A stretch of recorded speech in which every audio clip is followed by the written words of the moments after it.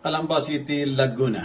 Pinangunahan ni Police Regional Office for Ray ang makabuluhang pagdiriwang ng ika-128 anibersaryo ng kasarinlan ng Pilipinas na ginanap noong Biyernes, June 12 sa Camp PBGen Vicente Lim sa lungsod nito.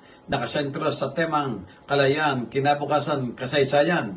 Pinangunahan ni Police Colonel Maximo Sebastian Jr., Chief of the Regional Staff, ang maringal na seremonya ng pagtatas ng watawat sa PRO Pore Kiosk.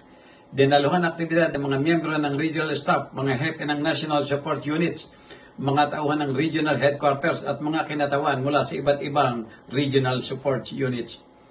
Isang highlight ng programa ang pagbabahagi ni Police Colonel Sebastian Jr. sa opisyal na mensahe ni Philippine National Police Chief, Police General Jose Melencio Nartates Jr.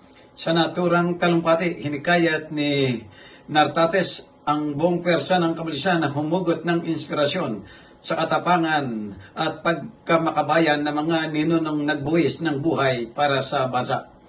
Binigyan din niya ang kahalaga ng pagtupat sa tungkulin ng may integridad at dangal tungo sa isang mas ligtas at mapayapang komunidad. Bilang pagpupugay sa kasaysayan, isinagawa rin ang simbolikong pagpapakawala ng mga puting kalapati na sumasagisag sa kalayaan, kapayapaan at pagkakaisa.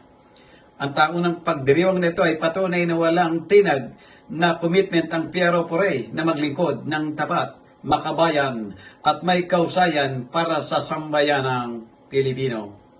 Jojo Cesar Magsumbulgurat para sa journalnews.com.ph.